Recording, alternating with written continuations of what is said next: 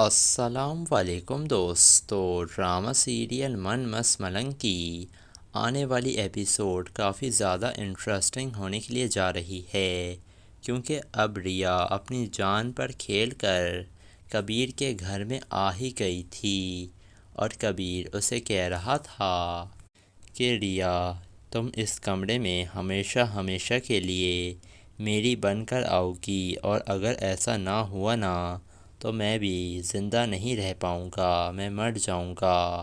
یہ سن کر ریا کبیر کے منہ کے اوپر ہاتھ رکھ دیتی ہے اور کہتی ہے، ایسا مت کہو کبیر۔ جس کے بعد جب ریا گھر سے باہر جانے لگتی ہے تو اتنے میں وفا جو تھی اس نے تو بتا ہی دیا تھا ماں پینا کو کہ ریا گھر میں آ ہی ہوئی ہے، تو پھر ماں پینا آ جاتی ہے ریا کے سامنے اور کہتی ہے، بڑی ہمت والی نکلی ہو ویسے تم، میرے ہی گھر میں تم آ گئی۔ جب کبیر تمہارے گھر گیا تھا تو تمہاری بہن نے میرے بیٹے کو گولی مار دی تھی۔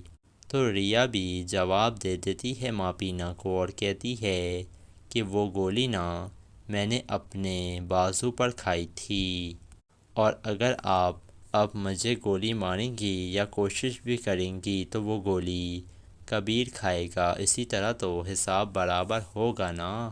یہ سن کر تو ماں پینا کو کافی زیادہ غصہ آئے گا، لیکن اس کے پاس کوئی جواب تھا ہی نہیں، جبکہ کبیر کافی زیادہ خوش ہو رہا تھا۔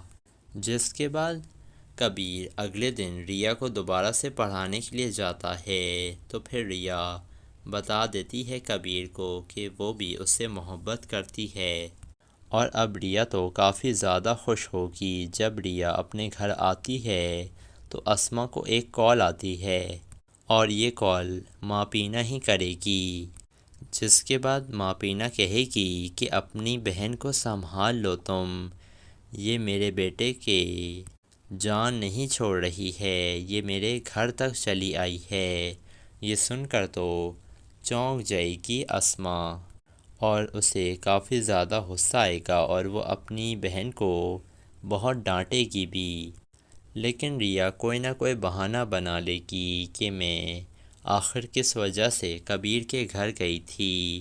لیکن ریا جو تھی وہ کبیر کا رومال لے کر آئی تھی، اور یہ اپنے کمرے میں کبیر کا رومال سے کھیل رہی تھی۔ اتنے میں یہ آ جاتی ہے اسما اور کبیر کا رومال اس سے لے لیتی ہے، تو پھر وہ کہتی ہے کہ یہ کسی مرد کا رومال لگ رہا ہے، اور خوشبو بھی مردوں والی لگ رہی ہے۔ کیوں ریا، کیا کوئی ایسی ویسی بات ہے؟